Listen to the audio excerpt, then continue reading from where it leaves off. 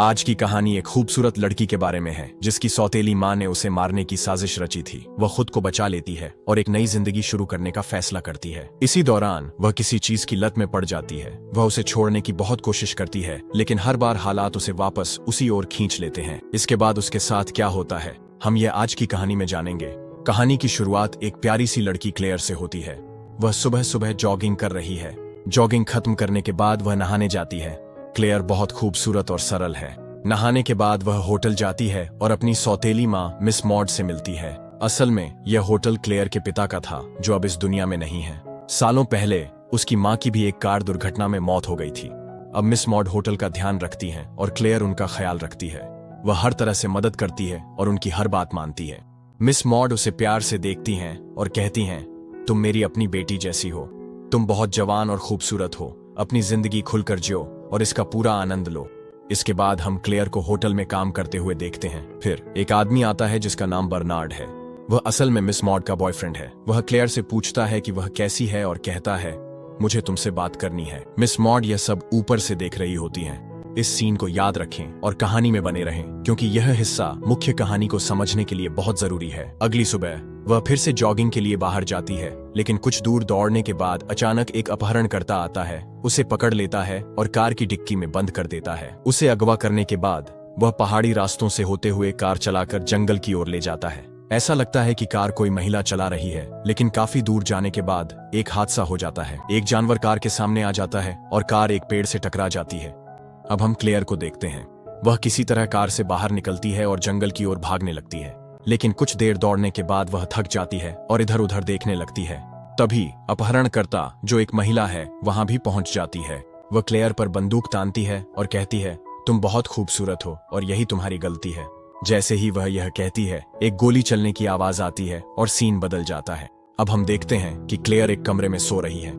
जब वह अपनी आंखें खोलती है तो उसे एहसास होता है कि उसने कपड़े नहीं पहने हैं। तभी एक लड़का, जिसका नाम रिचर्ड है, खाना लेकर अंदर आता है। क्लेयर उससे अपने कपड़ों के बारे में पूछती है। रिचर्ड कहता है, मैंने उन्हें वॉशिंग मशीन में डाल दिया है। तुम पूरी तरह भीग गई थी और मैं नहीं चाहता था कि तुम बीमार पड़ जाओ, इसलिए मुझे तुम्हारे कपड़े उतारने पड़े। फिर क्लेयर पूछती है, उस औरत का क्या हुआ जिसने मुझे अगवा किया था? रिचर्ड जवाब देता है, मैं जंगल में शिकार करने गया था, लेकिन मुझे एक औरत को मारना पड़ा क्योंकि वह तुम्हें गोली मारने वाली थी। अब तुम्हारी वजह से मैं मुसीबत में पड़ गया हूँ। फिर वह क्लेयर से पूछता है, वह औरत तुम्हें मारने की कोशिश क्यों कर रही थी? क्लेयर कहती है, मुझे नहीं पता वह कौन थी या उसने मुझे क्यों अगवा किया। अब मैं पुलिस के पास जाऊंगी। लेकिन रिचर्ड कहता है, पुलिस कुछ नहीं करेगी। फिर रिचर्ड क्लेयर को पहनने के लिए एक शर्ट देता है और कमरे से बाहर चला जाता है। इसके बाद क्लेयर नीचे चली जाती है। वह वहां मौजूद फोन से अपनी सौतेली माँ को कॉल करने की कोशिश करती है। तभी विंसेंट नाम का एक आदमी आता है। वह अपना इनहेलर ढूंढने लगता है और कहता है, मैं अपने इनहेलर के बिना नहीं रह सकता, मुझे अस्थमा है। फिर वह क्लेयर की ओर देखता है और पूछता है, तुम कौन हो? यहाँ क्या कर रही हो? क्लेयर जवाब देती है, मुझे कुछ नहीं पता। विंसेंट कहता है, ठीक है, मत बताओ, मेरा कुत्ता बीमार है, क्या तुम मेरी मदद करोगी पकड़ने में? क्लेयर मान जाती है और उसकी मदद करती है। अब हम देखते हैं कि क्लेयर सोफे पर सो रही है। फिर वहां आता है और पूछता है, तुम कौन हो? क्लेयर हैरान रह जाती है। वह सोचती है कि रिचर्ड ऐसा क्यों पूछ रहा है। फिर वह देखती है कि रिचर्ड का एक जुड़वां भाई है जो बिल्कुल उसी की तरह दिखता है और उसका नाम फ्रांसिस है।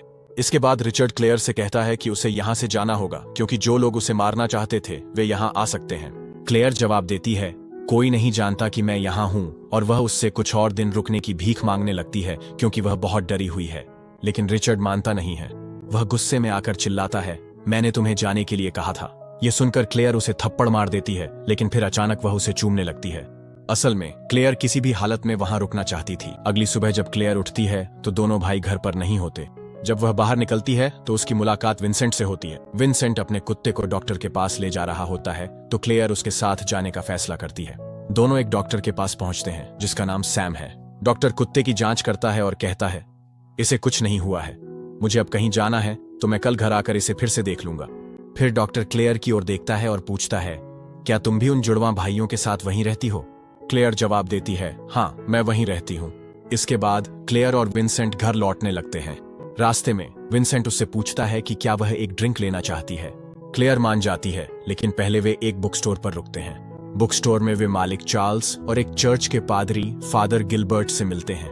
चार्ल्स क्लेयर की खूबसूरती की तारीफ करने लगता है और उन्हें कुछ किताबें दिखाता है। किताब खरीदने के बाद क्लेयर और विंसेंट ड्रिंक लेने चले जाते हैं। वे एक दूसरे के बारे में बातें करने लगते हैं।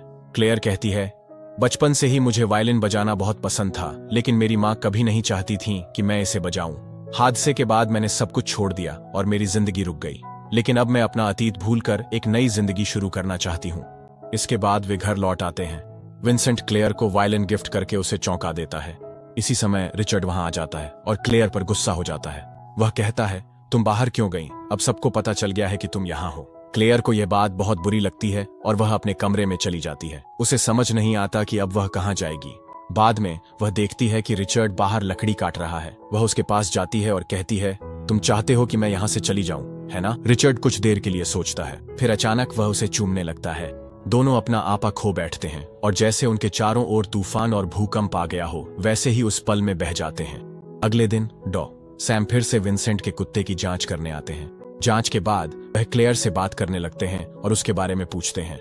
वह पूछते हैं कि वह कहाँ से है और बातचीत के दौरान उससे फ्लर्ट करने लगते हैं। फिर वह चले जाते हैं। रात को क्लेयर को नींद नहीं आती, इसलिए वह जाकर रिचर्ड के पास बैठ जाती है, जो टीवी देख रहा होता है। क्लेयर पिछली आंधी से बहुत खुश थी, इसलिए वह एक बार फिर रिचर्ड को अपनी ओर आकर्षित करने की कोशिश करती है। एक बार फिर वहां तूफान और भूकंप आ जाता है, लेकिन इसके बाद क्लेयर को कुछ चौंकाने वाली बात का एहसास होता है। ये रिचर्ड नहीं है, ये उसका भाई फ्रांसिस है। वह उससे पूछती है, तुमने मुझे पहले क्यों नहीं बताया कि तुम फ्रांसिस हो? फ्रांसिस जवाब देता है, मैं खुद को रोक नहीं पाया। ये सब कुछ पलों में हो गया, कृपया मेरे भाई को मत बताना। अगली सुबह क्लेयर जॉगिंग के लिए बाहर जाती है। तभी एक आदमी बाइक पर आता है। वह असल में वही चर्च का पादरी है जिससे क्लेयर की बुक स्टोर में मुलाकात हुई थी। पादरी कहता है, क्या तुम मेरे साथ चर्च चलोगी? तुम्हें अच्छा लगेगा। क्लेयर मान जाती है और जाती है। इकेन उसके साथ है। चर्च पहुंचने के बाद फादर क्लेयर से बात करते हैं और पूछते हैं, क्या तुम कुछ साझा करना चाहती हो? एक पादरी के सामने अपने मन की बात कहना दिल को हल्का कर देता है और यहाँ हर इकरार एक राज ही रहता है। क्लेयर थोड़ी देर के लिए हिचकिचाती है और फिर कहती है, मैंने उन जुड़वां भाइयों के साथ रात बिताई है और अब मैं उनसे दूर जाना चाहती हूँ। क्या यह गलत है? फादर जवाब देते हैं, ईश्वर ने इससे भी बड़े पापियों को माफ किया है, क्योंकि उन्होंने सच्चे दिल से पश्चाताप किया। अगर तुम्हारा दिल साफ है तो तुम हमेशा सही रास्ता चुन सकती हो। इसके बाद क्लेयर एक रेस्टोरेंट जाती है और वहां काम मांगती है। उसे वहां नौकरी मिल जाती है और वहीं से वह अपनी माँ को फोन करने की कोशिश करती है, हालांकि कॉल कट जाती है। क्लेयर मानती है कि नेटवर्क में कोई समस्या है, लेकिन असलियत कुछ और ही है। इसे समझाने के लिए कहानी 7 दिन पीछे चली जाती है। बर्नार्ड क्लेयर को कुछ बात व्यक्तिगत रूप से बताना चाहता था, लेकिन मॉड ऊपर से चुपके चुपके उसे देख रही थी। हालांकि उस समय बर्नार्ड क्लेयर से कुछ भी नहीं कह सका। बाद में वह मॉड से मिलता है। वह उसे शक की निगाह से देखती है और कहती है, हमारा रिश्ता दिन ब दिन खराब होता जा रहा है। मुझे लगता है कि हमें कुछ समय के लिए अलग हो जाना चाहिए। बर्नार्ड गहरी सांस लेकर जवाब देता है, हाँ, मैं भी यही सोच रहा था। शायद हमें दोनों को कुछ समय अलग रहना चाहिए। इसके बाद बर्नार्ड एक कमरे में जाता है और क्लेयर को फोन करता है। वह घबराते हुए कबूल करता है, मैं यह बात तुम्हें सामने से नहीं कह सका, लेकिन मैं हर समय तुम्हें देखता रहता हूँ। तुम बहुत खूबसूरत हो और मुझे तुम पसंद आने लगी हो। फिर वह जल्दी से वहां से चला जाता है। हालांकि मॉड कमरे के बाहर से सब कुछ सुन रही थी। वह बहुत गुस्सा हो गई और कुछ करने का फैसला किया। बाद में वह एक पार्लर गई, जहां उसकी मुलाकात म्यूरियल नाम की एक लड़की से हुई। मॉड ने म्यूरियल को क्लेयर को मारने के लिए संपर्क जानकारी दी। इसके बाद म्यूरियल ने क्लेयर का अपहरण कर लिया और उसे मारने की कोशिश की। अब कहानी वर्तमान में लौट आती है। मॉड बर्नार्ड के साथ बैठी है और क्लेयर के बारे में बात कर रही है। वह कहती है, क्लेयर कुछ दिनों से होटल नहीं आई है, शायद वह बीमार है। इसी दौरान क्लेयर मॉड को फोन करती है, लेकिन वह कॉल नहीं उठाती और उसे काट देती है। सच्चाई यह है कि मॉड का बर्नार्ड के साथ रिश्ता क्लेयर की खूबसूरती की वजह से टूट रहा है। इसी वजह से उसने क्लेयर को मरवाने का फैसला किया। इसी बीच क्लेयर रेस्तरां में काम करना शुरू कर देती है और वहां कई लोगों से परिचित हो जाती है। एक दिन बुक स्टोर के मालिक चार्ल्स अपने बेटे क्लेमेंट के साथ रेस्तरां में आते हैं। वह क्लेयर से उसका परिचय कराते हुए कहते हैं, यह मेरा बेटा है, यह कराटे सिखाता है और बहुत अच्छा लड़का है। सैम भी वहां मौजूद हैं और क्लेयर उनसे बात करने लगती है। सैम मुस्कुराते हुए कहता है, मैंने तुम्हारे और अपने साथ होने का सपना देखा था। असल में सैम को क्लेयर पसंद आने लगी थी और वह उसे इम्प्रेस करने की कोशिश कर रहा था। फिर वह उसे क्लब चलने के लिए आमंत्रित करता है। क्लेयर मान जाती है। बाद में दोनों क्लब में डांस करते हैं। जब वे मस्ती कर रहे होते हैं, तभी एक आदमी बदतमीजी से क्लेयर के पास आता है और उसे अपने साथ चलने को कहता है। सैम गुस्सा हो जाता है और उस आदमी को धक्का दे देता है। उससे दूर रहो, वह चेतावनी देता है। वह आदमी गुस्से में आ जाता है और सैम को मारने ही वाला होता है कि अचानक क्लेमेंट वहां आ जाता है। वह आदमी को जोर से लात मारता है और उसे गिरा देता है। फिर बिना कुछ कहे क्लेमेंट वहां से चला जाता है। क्लब के बाद सैम अपनी कार में क्लेयर को घर छोड़ने जा रहा होता है। रास्ते में क्लेयर मुस्कुराती है और कहती है, तुम बहुत अच्छे इंसान हो सैम, आज तुमने मेरे लिए लड़ाई की।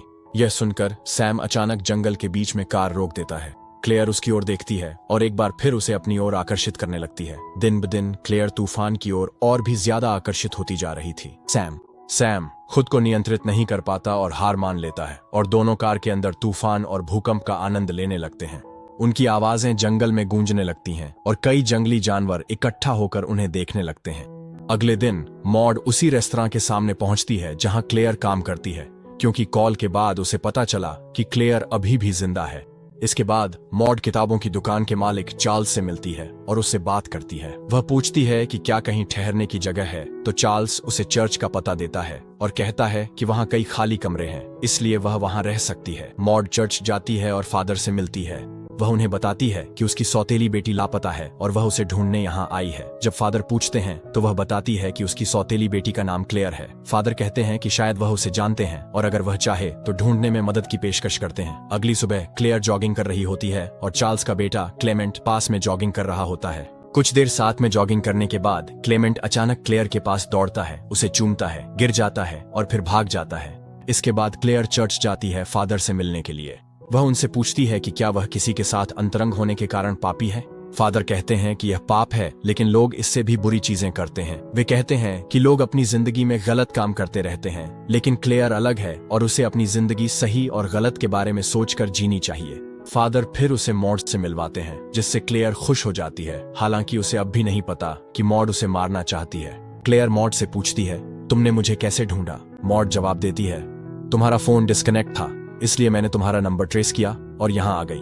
मॉड कहती है, मैं तुम्हें बहुत समय से ढूंढ रही थी, चलो घर वापस चलते हैं। लेकिन क्लेयर सहमत नहीं होती। वह कहती है, मैंने यहाँ रहना सीख लिया है और अब मैं यहीं रहना चाहती हूँ। मॉड कुछ और दिन रुकने के लिए मान जाती है और रविवार को पिकनिक का सुझाव देती है। उम्मीद करती है कि तब तक क्लेयर का मन बदल जाएगा। बाद में क्लेयर रेस्तरां में होती है जब चार्ल्स अंदर आता है और कहता है, मेरा बेटा सोचता है कि मैं तुमसे बात कर रहा हूँ और मुझे जज कर रहा है। क्या मैंने कभी तुम्हारे साथ बदतमीजी की है? क्लेयर जवाब देती है, नहीं, वह गलत समझ रहा है। आपने कभी मेरे साथ बदतमीजी नहीं की, लेकिन चिंता मत कीजिए, मैं उससे बात करूंगी और उसे समझा दूंगी। इसके बाद क्लेयर क्लेमेंट से मिलती है, जो एक शर्मीला लड़का है, और उससे बात करती है। उसे चूमने के बाद वह वहां से चली जाती है। फिर हम देखते हैं कि मॉड एक सेब में जहर इंजेक्ट कर रही है। रविवार को मॉड क्लेयर को पिकनिक के लिए झरने के पास ले जाती है। बातचीत के दौरान मॉड क्लेयर को जहर वाला सेब देती है। जैसे ही क्लेयर उसे खाने वाली होती है, क्लेमेंट आता है और कहता है कि वह मछली पकड़ने आया है।